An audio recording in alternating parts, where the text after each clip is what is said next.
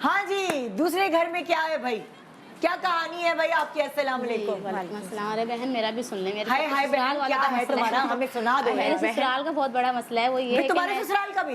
जी, मैं जॉब करती हूँ हस्बैंड को सपोर्ट करने के लिए। तो ये तो एक अच्छी बात हुई ना। तो लेकिन मेरे ससुराल वालों को बहुत बड़ा इशू कि हमारे खानदान में जॉब नहीं करते, तुम जॉब क्यों करते हो? अगर मैं जॉब नहीं करूंगी तो घर मैनेज नहीं कर पाऊंगी और बच्चों को भी संभालना, स्कूल गोइंग सब कुछ देखना बहुत मुश्किल हो जाता है। लेकिन उन्हें मसला होता है, आती हैं हस्बैंड को बोलती हैं क्यों करती है, ये तो बाहर लोगों से कॉन्टैक्ट में है, इसे बाहर उठना बैठना है, ये ऑफिस जाती तो वहाँ पे आदमी भी होते हैं, वहाँ पे सबसे बातचीत होती है, माहौल सही नहीं है। मैंने कहा मैं नॉर्मली जॉब करती हूँ, कोई इतनी हाई फाई नहीं करती जो अवर हो जाऊँ, नॉर्मली अपनी लिमिट में रहकर कर रही होती हूँ। और जो जहाँ पे जॉब करती हूँ हस्बैंड को सब पता है, वो आते भी हैं, लेकर भी जाते हैं। हस्बैंड तो कुछ नहीं कहते? नहीं, हस्बैंड कुछ नहीं कहते, लेकिन जब वो उनके कान भर देती हैं फिर वो चिढ़ते हैं कि नहीं छोड़ दो, रहने दो। मैं कभी कोई जोड़ा वोड़ा नहीं दे सकती? गिफ्ट कभी भी नहीं। कोई जोड़ा दे दो, कोई ज्वेलरी का पीस दे दो, कोई ऐसी चीजें तुम नहीं। मैं बहुत ख्याल करती हूँ, मिठाई ले आओ, कभी बिरयानी का वो ले आओ, ये ले मैं आपके लिए लाई हूँ, इसे मस्के मारने से क्या है? और ये भी बहुत ख्याल करती वो होती है, बहुत ख्याल करती हूँ। लेकिन उन्होंने आपको पता ना, बहू में कभी बेटी नहीं लगती,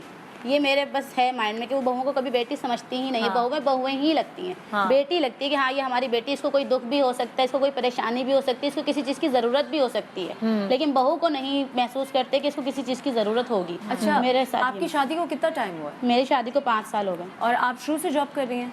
नहीं, थोड़ा अभी 1-2 साल हुए हैं। 1-2 साल हुए हैं। तो जब आपने शुरू में जॉब नहीं करती थी तो फाइनेंशियली इश्यूज होते थे, मसले थे घर में? उस टाइम महंगाई इतनी नहीं थी, तो फिर जॉब कैसे स्टार्ट किया? यही महंगाई का इशू कि जब ये घर के मसले बढ़ने लगे, बच्चे स्कूल जाने लगे, तो फीसेस वगैरह, ट्यूशंस वगैरह की फीसेस ये अफोर्ड नहीं कर पा रहे थे। तो उनको सास को बोलो फिर आप दे दिया करें, मैं घर बैठ जाऊंगी। रिस्पॉन्सिबिलिटी भी तो अपनी लेकर आई थी कि मेरी जिम्मेदारी है हर चीज़ को इसको देखना, ख्याल करना। इवन के बच्चे तक नहीं देखती वो कि बच्चे को किसी चीज़ की ज़रूरत है, उन्हें अपना जाना है तो वो बच्चे छोड़ के चली जाती है। 2 कान इस्तेमाल करो, सुनती एक कान से सुनो, दूसरे कान से निकाल या फिर ये इसका भी कोई हाल ही नहीं है। और आई डोंट नो ये कितनी सेंसिबल बात होगी, लेकिन अगर घर में बहुत इशू बना हुआ है और आपकी भी बड़ी क्वालिटी ऑफ लाइफ जो है ख़राब हो रही है और हस्बैंड को भी वो पंप कर देती हैं जी, तो ज़रा आजकल की जो महंगाई हो गई है, 3-4 महीने जॉब छोड़ के घर में बैठ जाओ, अल्लाह वो बेचारी खुद ही फंसेगी। मैं फंसेगी। अच्छा, इसमें मेरी एक राय है, वो ये कि इन्होंने मेंशन किया कि इनके हस्बैंड को कोई प्रॉब्लम नहीं है, ठीक है।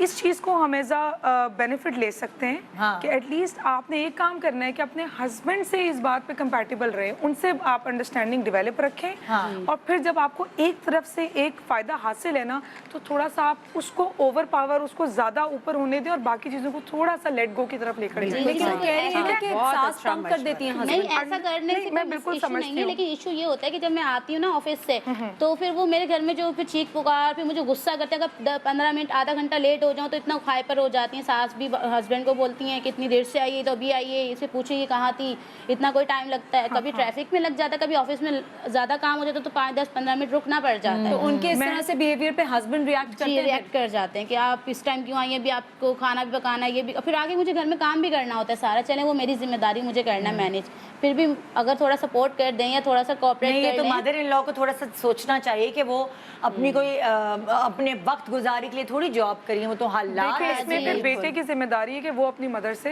इस बात पे बात करें, क्योंकि इनकी शादी के बाद औरत को जो है वो अपने शौहर से हर चीज़ का हक भी हासिल है और फर्ज भी है बिल्कुल कि वो अपने शौहर से इजाज़त ले सकती है, बाकियों को जस्ट इन्फॉर्म कर सकती है। रिलीजियसली भी ऐसा ही है, लेकिन हमारे कल्चर में यानी कि जॉइंट फैमिली है ना, हमारा सोशल सेटअप ऐसा है ना कि उसे आपको देखिए अगर बात की डेप्थ पे जाएं तो टेक्निकली तो ऐसा ही है ना। बिल्कुल। तो लेकिन ठीक है, एक सिस्टम बना हुआ है, तो उसमें है कि नहीं, सास ससुर को शौहर भी कहते हैं कि अम्मी को बता के जाना, अब्बू को करके जाना, वो राजी तो हम राजी। ऐसा इतना ज्यादा इस चीज को नॉर्मलाइज कर दिया गया है जिसकी वजह से यकीन करें मसले आ रहे हैं।